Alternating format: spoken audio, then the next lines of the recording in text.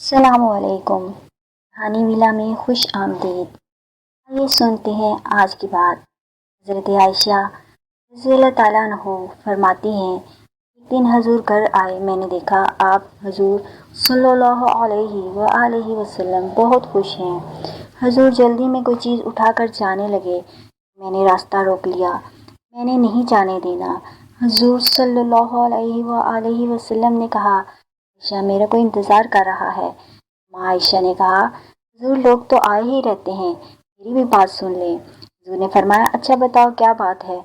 حضرت عائشہ نے بتایا کہ مجھے میرے والد نے کہا تھا جس دن حضور کو خوش دیکھو تو میری اور اپنی بخشش کی دعا کروانا۔ حضور نے ہاتھ اٹھائے، اے اللہ عائشہ اور ابو بکر کو عزت والی زندگی عطا فرما، اے اللہ ان کا حساب قیامت میں آسان فرمانا، اور پھر کہا، اے اللہ انہیں بغیر حساب ہی جنت عطا فرمانا۔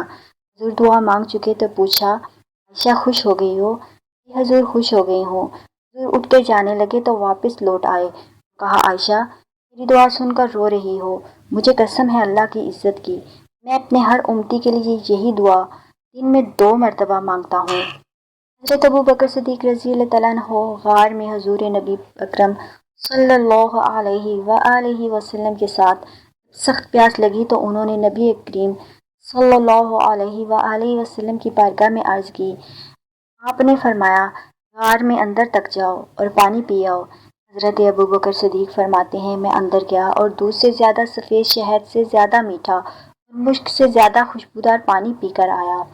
آپ صلی اللہ علیہ وآلہ وسلم فرمایا، پانی پی آئے؟ عرض کیا، جی۔ حضور نبی اکرم صلی اللہ علیہ وآلہ وسلم نے فرمایا، ابو بکر تمہیں بشارت نہ دوں؟ آپ رضی اللہ تعالیٰ عنہ نے عرض کیا، یا رسول اللہ صلی اللہ علیہ وآلہ وسلم کیوں نہیں؟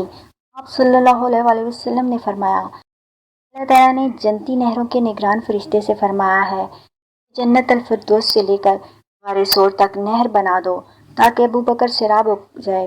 میں نے عرض کیا، کیا اللہ کے ہاں میری اتنی قدر و منزلت ہے؟ آپ صلی اللہ علیہ وسلم نے فرمایا، ہاں اس سے بھی زیادہ ہے۔ مجھے قسم ہے اس خدا کی جس نے مجھے حق کے ساتھ محبوس فرمایا، تم سے بغض و حسد رکھنے والا جنت میں نہ جائے گا، اور 70 انبیاء کے اعمال صالحہ کا حامل ہو۔